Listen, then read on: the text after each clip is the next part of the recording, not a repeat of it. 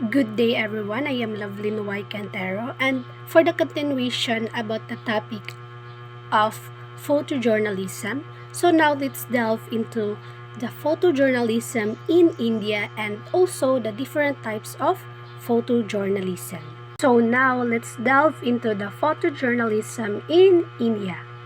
So the photography in India has arrived within 2 years of discovery. So in that time ang India is ruled by British. So British photographer has started taking pictures of the country, its scenery and its monuments. So after that when the first war of independence happened in 1857, so it was one of the first incident of war photography.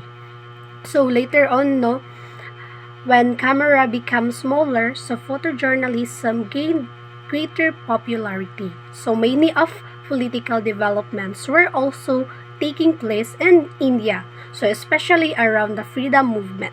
So later on there are lots of photojournalists. But one of the first notable Indian photojournalists was Raha.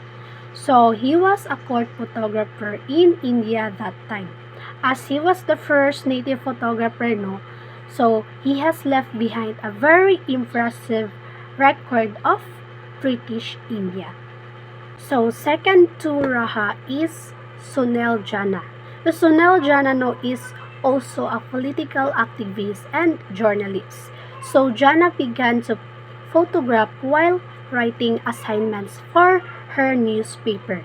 So at that time of Indian independence, so Jana photographed the significant events in the country and made a record of transition from British rule to Indian independence. So later on in India, they developed different types of photojournalism.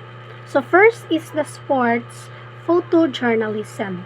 So these events are the big part of the news. So there are photojournalists who specialize in photographing sports. Like for example, there are photojournalists in India who are dedicated to cricket photography, as it is the most popular sports in India in that time. The next type of photojournalism is war photojournalism. As what I have mentioned kanina about the war photojournalism. So this is the earliest form of photojournalism where photojournalists have covered wars and sent photos from the center of attraction. So for example, in India, we see a lot of photographers in newspaper of conflicts within the country, such as a terrorist activity or riot, where photographer is in has dangerous situation and yet he managed to send us pictures risking his life.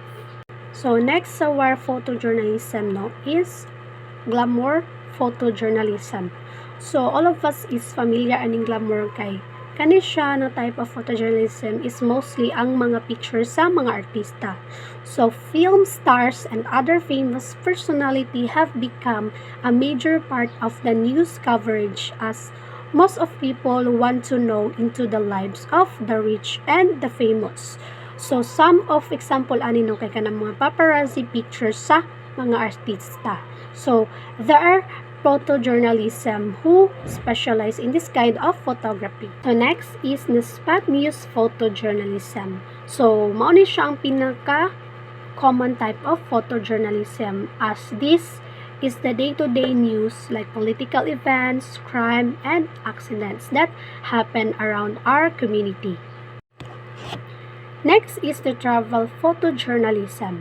So this type of photojournalism involves documentation of an area landscapes or even people, cultures, and customs and history.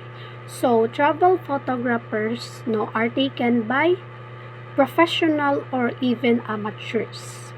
So the photograph taken by amateurs are shared online with friends or relatives or even through photo sharing websites. Now for the last type of photojournalism is wildlife photojournalism.